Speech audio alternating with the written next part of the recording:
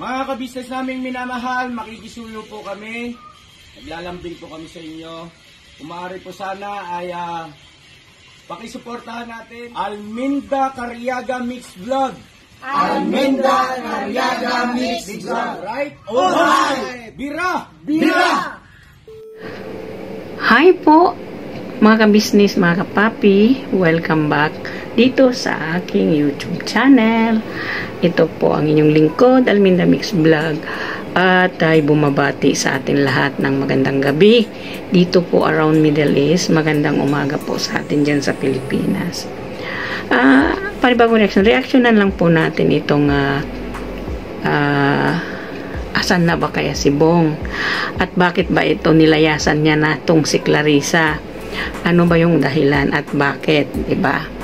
So, ayun at mayroon din tayong reaction nandito sa mga yung paliwanag kuno ni Clarissa na sa mga viewers niya sa mga subscriber niya kung ano yung nangyari. Kumbaga, linis kamay na ngayon si Clarissa tungkol dito kay Bong. Siyempre, talagang dapat gawan niya talaga ito ng karapat-dapat na talagang rason at bakit nga umalis si Bong. Ay siyempre, in short, si Bong ang may kasalanan dito. Si Bong na nga ang biktima, si Bong pang may kasalanan dito sa pangyayaring ito. Narinig naman po natin kung anong pinaliwanag niya dyan sa kanyang live. At ito pa mga kabisnes, mga kapapi, no? Mag-asawa na kayo, di ba? Ayun nga, just few days ago na nag-announce itong si wife ni Bong na itong si Clarissa ay sila ni Bong ay kasal na. So, bilang isang asawa mo si Bong o mag-asawa kayo, you have to prove or you have to fight for your love to him, di ba? Hindi yun, porket hindi na umuwi sa'yo, hindi mo nahahanapin, di ba? Ay dapat, kung talagang pinapanindigan mo na pinagkalantara mo dyan sa live mo, na kayo ay kasal na ni Bong, ay ipakita mo. Dapat hanapin mo, di ba? Inobligasyon mo yan. Kinuha-kuha mo dyan kila ka-business. Ngayon, ay basta na lang parang basahan na ichupi o itatapon mo na lang doon sa isang gilid kasi marumi na. And you don't need it. Hindi ganon. Kasi kinuha mo yan ng maayos din kila ka-business. Tinalikuran nga ni Bong ang ka-business ng dahil sa iyo. Ngayon, ang nandyan sa iyo, gumagawa ka na ngayon ng mga rason para at least hindi ka masilipan ng butas ng mga subscriber mo at saka viewers mo dahil dito sa pag-alis ni Bong. Hindi naman siguro ito aalis kung ito ay tinupad mo yung pangako mo. Hindi naman siguro ito tatalikod kila ka-business kung wala ka namang sinabing matatamis dito sa kanya. Na you have, may promise ka dito sa kanya ngayon, nang siguro dito, at yung promise mo ay, kumbaga ay, binabawi mo na. So, natural, di magwawild ditong pangingisip ni Bong.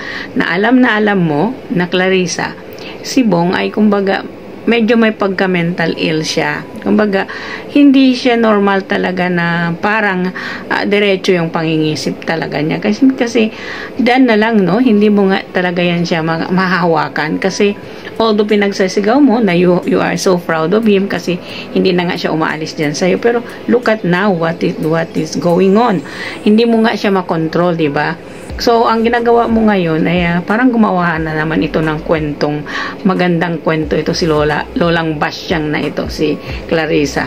Gawa na naman niya ng kwento itong si Bong na para naman at least luminis ang kanyang pangalan dito sa paghila at paghatak niya dito kay Bong, di ba? So, bago natin umpisahan yan, kung bago pa lang kayo dito sa aking munting bahay, baka po pwedeng pakipindot ng subscribe button dyan at pakipindot na rin po ng notification bell para updated tayo sa lahat ng aking reaction ng video dito kay Ka-Business Official, Papa Dins TV at Ka-Business Family. So, yun na nga mga kapapi, mga ka-business, diba? So, nakita naman po natin na isinasabi nitong si wifey ni Bong na 3 araw na daw si Bong ay hindi na umuwi. So, nasaan na si Bong kung hindi na umuwi? Bakit hindi mo pinahanap? 'di ba? Kung talaga nga pinapanindigan mo na talaga na nandyan siya sa iyo at pinapanindigan mo na yung pagpapakasal ninyo online, pagpapakasal ninyo ng virtual, you have to prove it na sinasabi mong mahal mo, na ang tawag mo nga kay Bong ay mahal ko, dapat i-prove mo yan na talagang mahal na mahal mo. 'Di ba? Lagi na lang nagko-komento dito yung mga alipuros mo nagsasabi, mahal na mahal talaga ni Ate Clarissa si Bong. So dito sa pagkakataon nito, you have to prove it na mahal mo si Bong. Ang anong ginawa mo ngayon? Initsapwera mo na lang naman si Bong. Ang number one kinakatwiran mo ngayon is dahil napapansin ng anak mo itong si Bong pag umuwi dyan balisa at hindi natutulog ng buong gabi dahil balisa siya. So, in that case, binigyan ninyo ng meaning yun, dalawa kayo ng anak mo. So, binigyan ninyo na maling kahulugan na nasa isip ninyo baka may gagawin si Bong dito nang hindi maganda sa anak mo. For your information, ang laki ng katawan ng anak mo kaysa kay Bong. Ang lakas ng anak mo kaysa kay Bong. So, do you think na magagawa ni Bong yun ng ganun na kung ano yung nilalaman sa isip mo baga at saka ng anak mo? So in this case, ginawa mo na lang ito na namang kwento para at least maabsuelto ka sa mga nangyayari ngayon kay Bong. Siyempre sasabihin nila, oo nga naman, siyempre uunahin ko yung anak ko kaysa sa ano. Hindi ka nag-iisip na si Bong ay hindi, kumbaga, sa anak mo at saka kay Bong ay kumbaga, ang pangingisip ng anak mo kaysa kay Bong ay medyo kompleto kaysa dito kay Bong, di ba? Alam na alam mo yan, di ba? So, in this case, mga kabisnes, mga kapapi, etong pinagsasabi niyang ganito na hindi na raw umuwi sa kanya si Bong at sinasabi niya, ginawa na namin lahat ng pamamaraan para mabago siya pero hindi pa rin. Kasi naman, kaya naman kasi naman yan pumunta sa iyo ay dahil may ipinangako ka. Subukan mo kasi pakasalan siya ng totoo nang hindi na yan lalayas sa iyo. Siguro napansin nitong si Bong na ay hindi ka totoo yung kaplastikan mo at saka kapag pepeke na pagmamahal mo, fake love mo na yan, ay hindi mo na maaalis yan sa kanya. Kaya etong si Bong parang nagwa-wild, di ba? Na hindi ka pala tunay na hindi pala tunay yung pagmamahal mo at hindi pala totoo na pakakasalan mo siya. So, dito lang sa ginawa mo na sinasabi mo nagpakasal kayo ng virtual. Siyempre, ang alam ni Bong yun na wala namang naganap na kasalan. Ang pinalabas mo dito sa mga tao dito, sa mga viewers mo, kasal na kayo. So, ibig sabihin nito, ay absuelto ka na sa July sa totoong kasalan, hindi ba? So, ngayon na unti-unti mo na namang ginagawa ng hindi magandang kwento itong si Bong. Alalahanin mo, Clarissa, kahit si Bong ay lasenggo, kahit si Bong ay nakadroga dati, never siyang gumawa ng hindi maganda. Never siyang nanakit sa mga tao dahil si Kuya Bong takot makipag-away. Yun ang tandaan mo. So, don't make a big story na gagawin yun ni Bong sa anak mo. This is your reason now na kailangan mong protektahan yung anak mo. Saan? Kay Bong? How dare you to tell that? Hindi ka ba nag-iisip? Baka naman nabaliktad na yung isip ni Bong nandyan na sa isip mo.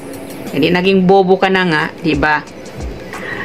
Kasi hindi mo masasabi yung ganun sa isang tao na porket lasenggo, porket nagdodroga, kaya niyang pumaslang, kaya niyang anong iniisip ng tao sa kanya. Katulad niyang iniisip mo, katulad ng iniisip ninyo ng dalawa ng anak mo. Or this is only your kumbaga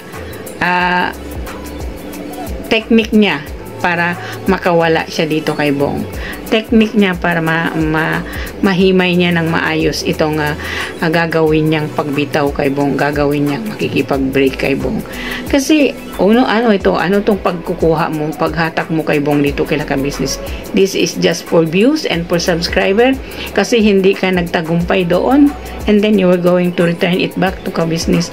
Etong si Bong, hindi mo ba alam kung paano nasaktan ang mga ka-business dahil sa ginawa mo? Diba? Bastos ka lang naman, diba? Wala ka lang naman modo. Hindi ka lang naman marunong magpaalam. Diba?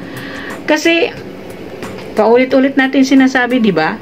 Doon sa isang vlog ko, sinabi ko na she never asked permission kay Ka Business na si Bong ay pupunta na doon sa kanya. Anong ginagawa niya? Pinagsisigaw niya doon sa live niya. Mga kalabs, nandito na si Bong. Ang mahal ko, bla bla bla bla. Saan ang utak nitong, mabuti pa siguro yung talangka. Alam natin yung talangka na may utak. Eto si Clarissa, alam natin walang utak ito. Mabuti pa yung talangka may utak, ito wala, di ba? Pero sa pagkawalang utak niya, magaling siyang lumihis ng kanyang kasalanan dito kay Bong, di ba? Lilihisin niya yung kasalanan niya, kumbaga lilinisin niya. Kumbaga yung tactics niya ay parang linisan ko to para hindi mabalin sa akin ang mga tao na ako ang may kasalanan. Obviously naman nakikita na napakawalang hiya mo, di ba? Gagawin mo mo ito kay Bong, di ba? Pangalawang pagkakataon na ito, hindi ka man naawa dito sa tao. So dito sa pangalawang pagkakataon na ito, si Bong ang may kasalanan, di ba? Si Bong ang hindi maturuan, si Bong ang bla bla bla bla. Syempre, ilalagay ninyo na doon si Bong ang may kasalanan, si Bong ang hindi matino, di ba? For your information, alam mo naman talaga na ang sitwasyon ni Bong dyan kila Kabinsis ganyan. Pero sa almost 3 years ang pag-aalaga nila ka-business dito kay Bong, kayang-kaya nila itong pagsabihan, kayang-kaya nilang sabihin na huwag mong gawin yan, kaya-kaya nilang sabihin na ang ginawa mo ay hindi dapat mong gawin, diba? Kaya nilang turuan. Ang hindi lang talaga maiiwasan dito kay Bong, yung pag-iinom niya ng alak. Yun lang. Pero sa manners, kayang-kaya nila ka-business turuan si Bong ng maayos. Dyan sa iyo, anong naituro mo kay Bong? Puro kasinungalingan, yan ang tinuturo mo kay Bong. Kaya yan si Bong hanggang ngayon, ang galing magsinungaling, katulad mo talaga pag magsinungaling si Bong. Hindi naman yan dating ganyan, nandyan sila ka-business, no? Nung pumupunta-punta na sa'yo, pagkatapos ng breakup ninyo, nang pilit mo talaga kunin, nang pumupunta-punta na sa'yo, marunong na itong si Bong magsinungaling. Lahat ay pinagkasinungalingan niya dyan sa live mo. Diba? Tapos ngayon, pilit mo sisiraan si Bong dito sa nangyayaring ito. Bakit ka nilayasan ni Bong? Bakit hindi na umuwi dyan sa'yo si Bong? Diba? Ngayon, gumagawa ka na naman ng hindi magandang kwento. Ang ipapalabas mo na naman dito si Bong ang may kasalanan. Naku naman, mag-isip ka naman, ha? Huwag mo namang gamitin yung utak mo na walang laman. Diba? Mag-isip ka. Diba? Ang ginagawa mo lang naman dito sa ginawa mo itong Clarissa, hindi lang naman kumbaga hindi lang isa, hindi lang dalawa, kumbaga na doble ang galit ng mga tao sa iyo, ng mga subscriber o supporters ni ka-business sa ginawa mo dito kay Bong. 'Di ba? So sa palagay ninyo, kayo po mga ka-business, mga papi, anong opinion ninyo sa ganitong style na tao? Katulad nitong si Clarissa. Unang pagkakataon ay sinaktan niya na itong si Bong.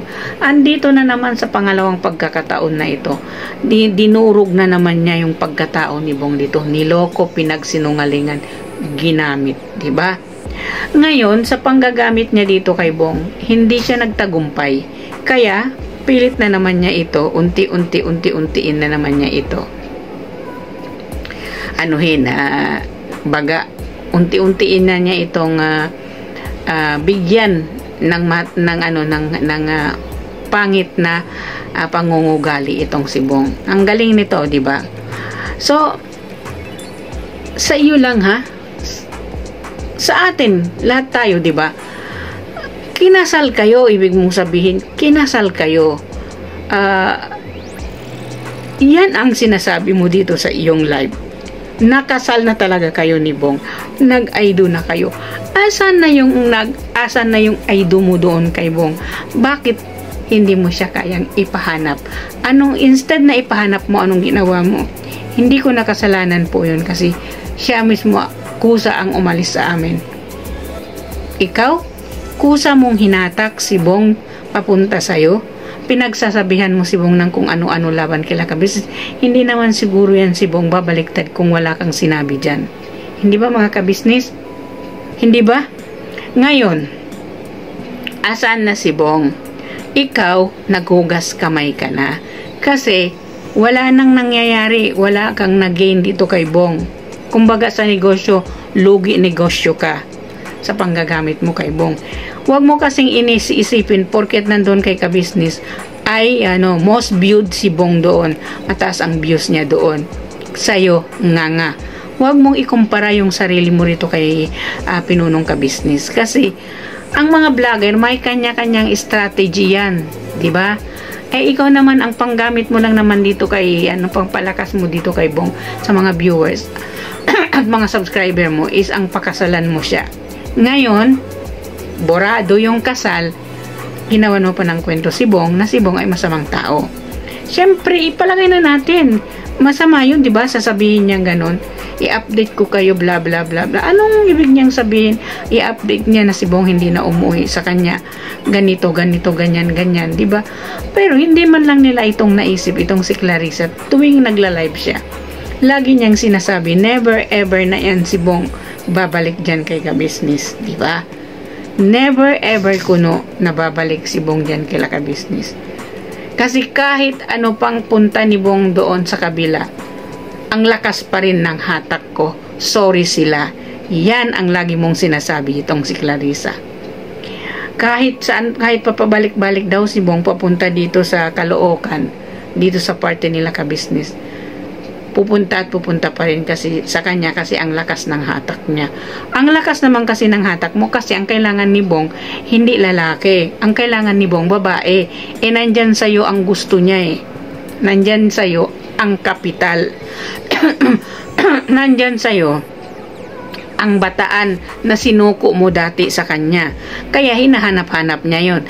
Kaya nung sinabihan mo siya, bumalik siya sa iyo. Nakipagbalikan ka sa kanya, pumayag siya kasi natikman na niya yung bataan Isinuko mo yung bataan. Isinuko mo yung red flag mo kay Bong.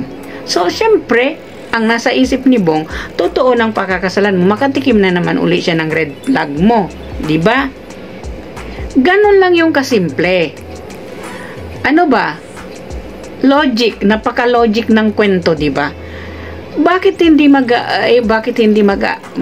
mag-assume si Bong? Bakit hindi niya gagawin na papangarapin 'yon? Kasi binigay mo na sa kanya yung promise na magpapakasal na kayo. Because si Bong nangangarap na magkaroon ng pamilya. Si Bong nangangarap na magkaroon ng habang buhay na mamahalin. 'Di ba? Yun. Doon yun ang punto ng mga tao sa ginawa mo. So ngayon, sa ganyang ginawa mo na para bang chupi itchapwera na si Bong, hindi mo na siya kailangan. Kasi hindi ka nagtagumpay kung ano yung gusto mo sa buhay mo na para gamitin mo siya. In short, hindi mo siya napagkakitaan ng pera dyan sa YouTube mo, diba? Ito kasi si wife ni Bong. Hindi kasi ito siya nag-iisip, diba? Paano ka naging content creator kung hindi mo alam kung ano ang diferensya ng mag-live at diferensya ng gagawa ka ng sarili mong video? Kung yung kita ba yon, malaki o maliit doon. Hindi kasi siya nag-iisip. So, kinuha niya itong si Bong. Ang akala niya ay pag makuha niya na si Bong, lalaki na yung views niya, lalaki na yung kanyang subscriber. Nang napunta si Bong sa kanya, wala rin naman, di ba? Bagat nalugi pa siya, lugi negosyo kasi siyempre pinaapunta niya si Bong, ayaw niya paalisin si Bong, ayaw niya patatrabahuin si Bong uli doon kila ka-business kasi ayaw niya pupunta si Bong doon kila ka-business. So ang ginawa niya, pina-stop niya kay Bong yung patrabaho ni Bong doon kay ka-business. Ngayon ang gusto niya, nandyan lang si Bong sa bahay. Ngayon, hindi naman bawat oras may pera siya. So, natural. Gagastos ka, as you said, gumagastos ka every week kay Bong. Mamamalengke, mag-grocery para kay Bong. So, on that matters, ikaw ang may kagagawan nun. Ikaw ang may kasalanan dun. Kasi, hinatak mo si Bong dyan. Natural lang. Panindigan mo. Bigay mo lahat ng gusto niya. Kasi ayaw mo na siyang magtrabaho kay ka-business, diba? Eh kung mayroon ka ba namang utak, kung hindi ba namang utak kang utak talangka, di ba? Ang ganda na ng trabaho ni Bong doon kila ka-business. 20,000 a month. Kung hindi ka ba namang bobo, di ba? Kung hindi ka ba naman tanga, at ang hindi namin maintindihan at hindi maintindihan ng ka-business family, ano ba ang kinagagalit mo sa ka-business family? Doon ka lang naman sumikat dahil sa ka-business, di ba? Gamitin mo naman yung utak mo, wag mong gamitin yung utak mong talangka. Wag kang magbobobobohan, wag kang magtanga-tangahan, di ba? Ginawa mo na ngang tanga si Bong. Huwag kang magtanga-tangahan. You have to face the reality, Clarissa. Huwag kang magtago sa likuran mo. Kunwari hindi mo alam. Kunwari wala kang alam. Kunwari mahal mo. Kunwari mahilig ka magkunwari. In short, fake kang tao. Hindi ka taong original. Fake. Diba? Pati pagmamahal mo, fake. Kaya nga, binansakan kita ang fake love story ni Bong. Diba? Salamat. At nakaisip ako ng ganun title. At nag-boom yun. Doon ako nakuha ni ka-business. Dahil doon sa aking napansin ako ng ka-business. Dahil doon sa aking titulong fake love story ni Bong. So hanggang dito na lang ang aking reaction video. Sana po nagustuhan ninyo. Kung nagustuhan nyo, please do subscribe and likes at share po sa ating mga video, di ba? So please don't forget to subscribe sa Ka-Business Official, Papa Dins TV at Ka-Business Family po. At wag po din yung kalimutan ang aking mga co-reactor na suportahan tulad ni Taong Gala Vlog, Anime Reactors TV, Ma'am Players Channel, Kalingap Turak, PLC Katangay Vlog, Analisa Reality Vlog, Kamix Vlog po ang aming bagong co-reactor dito sa Ka-Business, si Kamix Vlog. I-welcome po natin siya. Shoutout sa iyo, Kamix, at sana mag-enjoy ka dito sa amin. At ang inyong lingkod, Alminda Mix Vlog, nagsasabi pong may Allah bless us all at magandang gabi sa Middle East, magandang umaga sa atin sa Pilipinas. Bira, banat lang mga ka-business. Bye-bye po.